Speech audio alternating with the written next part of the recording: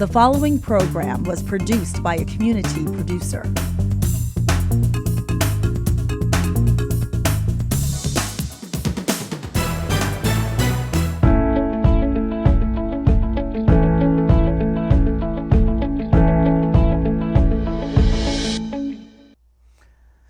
Good evening and welcome to Malden Community Conversations with the Malden Community Coalition.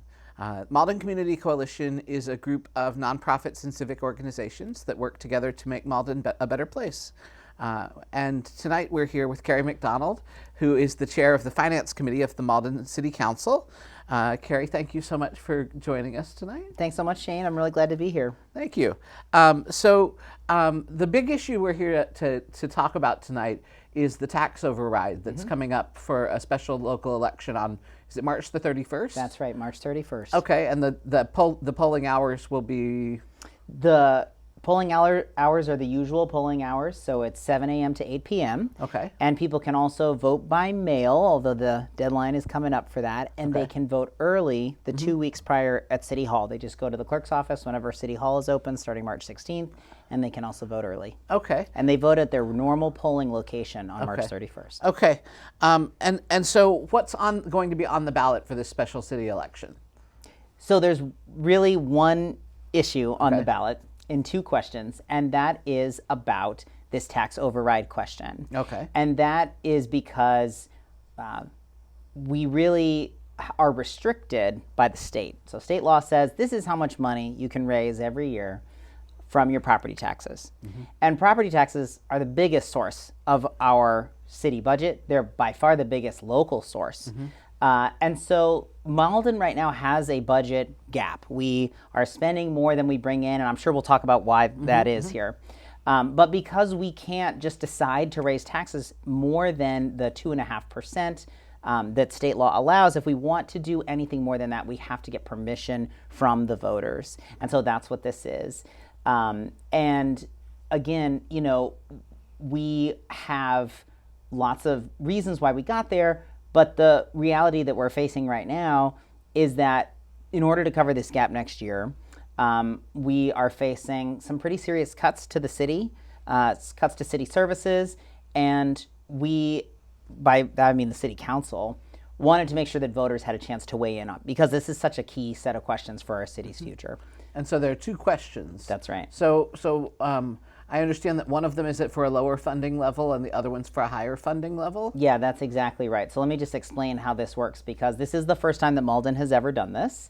And there are options. We wanted to make sure that folks had some choice about the mix between cuts and potential new taxes that that they could vote for. So the first option is about a 4.5% additional increase. So that's kind of on top of your regular usual change. That's $5.4 million across the city. And that would close the most of the gap, but we would still probably see some layoffs and reduction in city services, but it would avoid kind of the worst of the budget scenarios. The second option, the 1B, is at $8.2 million, and that would keep us at the current level of service. So the goal would be to avoid layoffs. If both of them don't pass, we're probably looking at 50 to 60 layoffs, about 15% of our city staff. We've done some modeling about what that could look like. 15 firefighters or police officers, 3 librarians, 9 public works, DPW workers. So that's the scale that we're talking about in terms of impact to close this gap. And that's why it's really important for voters to be able to decide, do you want to pay a little bit more? And we have some estimates about what that looks like to keep this level of service, or do you want the city to reduce services and absorb these layoffs? Okay. And so when the state says that cities and towns can only raise property taxes by 2.5% every year, is that 2.5% to each household's tax bill, or is it more complicated than that? You know, that's a great question. It's actually 2.5% for the overall amount that the city raises. So every year they look at how much each property is worth and say, here's how much we're allowed to raise, and then you get your kind of proportional amount of that. Okay. So your individual tax bill will go up, roughly 2.5% a year, but sometimes it might be a little bit more, sometimes it might be a little bit less, depending on what's happening with the rest of the property in the city. Okay, so homeowners can expect then taxes to go up by how much if this passes? Yeah, so again, there's the roughly 2.5%, and then you add in this 4 to 7%. Now, those are kind of abstract figures, so let me give you something a little more tangible. The impact of the override on your average single-family home, just by itself, at that first level, is about $29 a month. Okay. The second level would be about $44 a month. Okay. And that's for your average single-family home. One other thing that folks should know, though, is we recognize that nobody wants to raise taxes, and so we have increased the discount that we give to homeowners. It's called the residential exemption. If you own your own home, you should be getting the residential exemption. It's available to anybody who lives in the building that they own. So we increased that to the state maximum. That's worth about $24 a month. So the combined impact of that is about $5 a month for the first level, and it's more like $20 a month for that second level. Okay. So it's like as much as a Netflix subscription. It's such a cliche, but indeed it can be for that average amount. And I'll just say the city has a great website where you can put in your information and actually get some estimates for your specific property. Okay.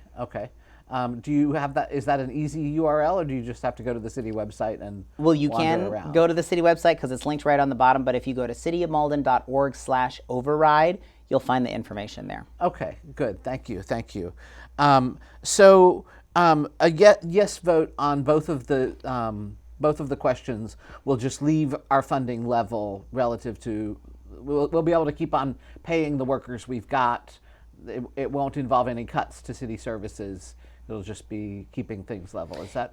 Yeah, that's the goal. I want to be honest that the budget picture gets worse as we go. We just got our state funding estimates for next year. They're not very good. We're getting really just the minimums, not even that 2.5%. And so the goal is to avoid major service cuts. We still may have to trim here and there, but that's the goal of that second amount. Mm-hmm. And I will explain this also about the ballot. Each one of those two options is a separate question. So they could both pass, or they could both fail, or one could pass and one could fail. So when people go to vote, they get to choose yes or no for each one. If they both pass, meaning they both get 50% or more, then the 1B, the larger amount, is the only one that takes effect. They don't stack on top of each other. Okay. So it's just the second one. It doesn't matter how far over that 50% line it is. If they both pass, we go with the second one. And This is the format that some of our neighbors in Melrose and Stoneham have used for their overrides. Mm-hmm. And it did give voters more choice about that mix of cuts and services that they'd like to see. So you're saying that our neighbors in Medford and Melrose and Stoneham have also had override votes this year? That is correct. And Medford did it a little bit a different way. But the reality is that inflation has hit cities and towns hard.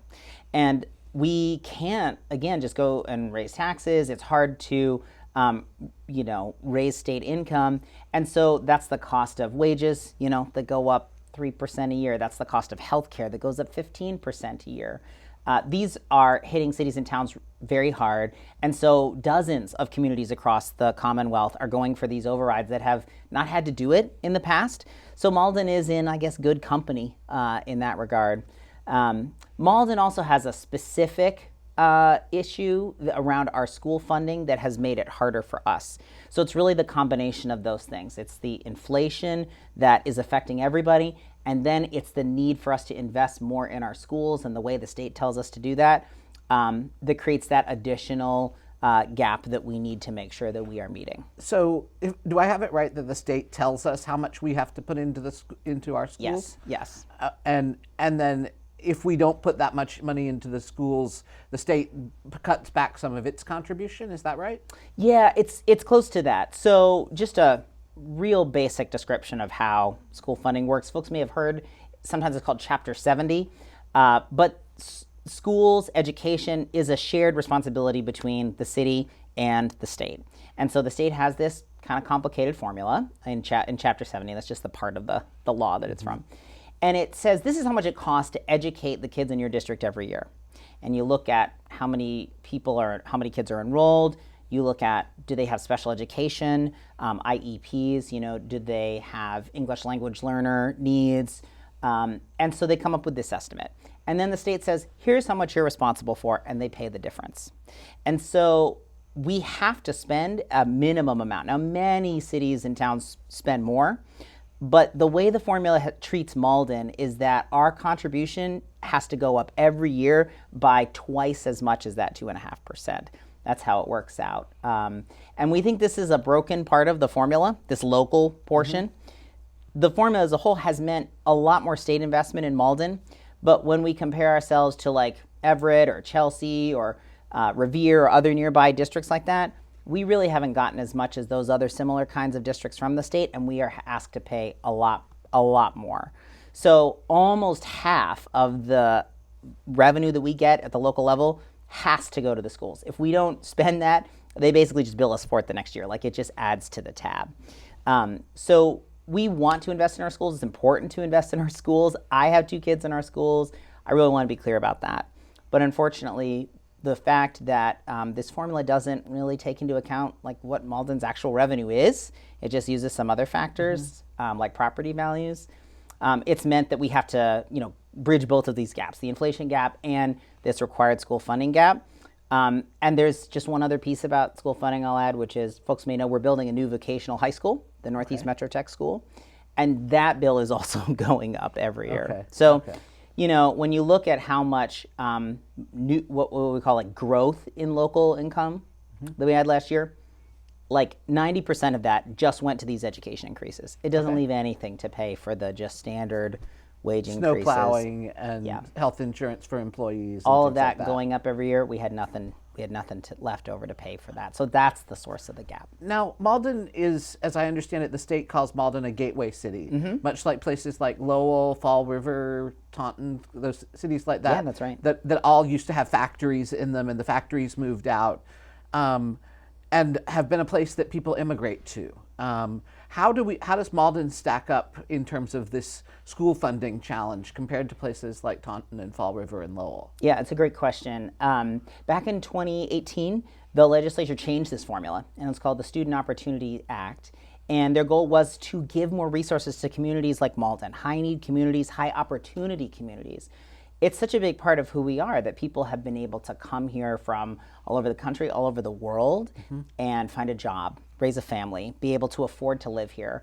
That affordability crisis is affecting the whole state, the whole country. But the gateway cities are some of the last bulwarks of places where, it's not as expensive as Boston or Somerville, but you do still have access to jobs and to transit. And so the reality, unfortunately, is that while, yes, we have gotten more money from the state, but we have gotten kind of the least amount of our gateway cities. Malden has the highest expected local contribution, like for our tax base, of any of these cities in the state. So that's something I just want to say we've been working really hard to address over the last couple of years with our state legislators. With our state senator, Jason Lewis, who chairs the education committee, and our state representatives. They've worked with us to propose changes. Those changes have not, they haven't gotten the support of their colleagues. We haven't been able to change this yet. I'm really optimistic that we're going to make some progress with this in the next year. There's a report about this kind of local contribution issue that we did get the state to work on. We submitted our recommended changes, our testimony, and all that, so that report's coming out soon. And that's going to be a chance to really push for some change to avoid this problem for Malden in the future. Okay, thank you. Thank you for explaining the sort of state level picture there. That's really helpful. So we're working on funding things that we already need. This is not about necessarily improving anything. We're not going over and above what we're currently spending. This is really just for level services. Yeah, and there's always, we can always improve. I want to be clear about that. But this is not about doing anything new. It's about closing the gap that we already had. We used about $8.5 million of one-time sources in this fiscal year So that's the gap, that's the starting point. And as I said, it's kind of gotten a little bit worse as we look at the state funding estimates, as we look at, federal grants that are getting canceled, things like that. So we are in this campaign, in this, this time when we're talking to people about what the override is, and why it matters, and why, the information they need to make up their minds. I think it's really important for folks to understand how much the city does that affects their day-to-day life, so they can make a choice about this. And that includes, our library and the library hours we have. Kids go there after school. It's the park maintenance that you can go and enjoy a nice day, and the recreation department that has amazing, not just youth sports, but also adult sports and theater and these fabulous programs. It's our public safety, our police and fire. The response times are based on staffing. We've kept those public safety staffing levels in police and fire pretty level for a long time. So we are in the position, we've kept our costs low in Malden. We actually spend less than other communities like ours per person. And so then those kinds of cuts we really will feel. Again, that's what we're asking voters to decide. Do you want to pay more to avoid those cuts? But we are already, as I said, spending less than our neighbors and other gateway cities. So we would feel the cuts for sure if that's what the voters choose. Can I ask you to for a yes or no on a rumor I've heard about about the effects of this? So I've heard that things like auto insurance rates are set partially by what the police presence is in a city. And Malden already has really high auto insurance rates relative to our neighboring communities. Is it true that if there's less police coverage in the city that my auto insurance rates are going to go up? And that I'll pay it to the auto insurance rather than to the city? That could be true. And I think things like our traffic unit would be under threat if the override doesn't pass, which is part of how we reduce traffic accidents, right, is traffic enforcement. I think it's true on the fire side too, the fire department side, that response times to 911 calls are part of what determines your homeowner's insurance. Right. So if we are not fully staffed at our fire department, if we have to pull a fire engine out of service because we don't have the staffing for it, then that absolutely could affect homeowners' insurance rates. Right. And the east side of the city already no longer has a fire station the way we did many years ago. So that it just piles on to the existing challenges that we've had that we're living from the past into now. Yeah, those are some of the highest response times. Okay. Thank you for clarifying that. There's one thing I've noticed recently, which is that the city has made a change. The city council has made a change in how we're approaching cannabis zoning. And I know some people have said, well, if we have more cannabis dispensaries in town, then we'll collect more taxes. What's going on with that, and what's the practical effect potentially of having more cannabis dispensaries in town in terms of tax revenues? Yeah, so cannabis dispensaries definitely can generate local revenue. I think the market has changed from where it was a couple of years ago, so it might not quite be the cash cow that maybe it sounded like at the beginning, but our neighboring cities and towns that have more dispensaries do get more local income. I think it's an important part of an overall strategy for economic development, building our commercial base, absolutely. Honestly, this override is just focused on trying to get us through the next year or two. As we said, it's not doing new services or adding new positions. So that bridge then has to be towards a more stable financial future, which has to involve building up our tax base and making it easier to start businesses here. So folks may know that there's been some litigation about this. There's been some lawsuits. That has just very recently concluded. The city has ended its involvement in this case, and we are moving forward with revisiting our cannabis zoning. We actually expect to have a meeting, our first meeting on talking about some of these changes next week. It's on the agenda already. And that's to make sure that we fix some of the ways in which our zoning has made it too difficult in the eyes of the court. Certainly, I agree that it's been too difficult to build cannabis businesses.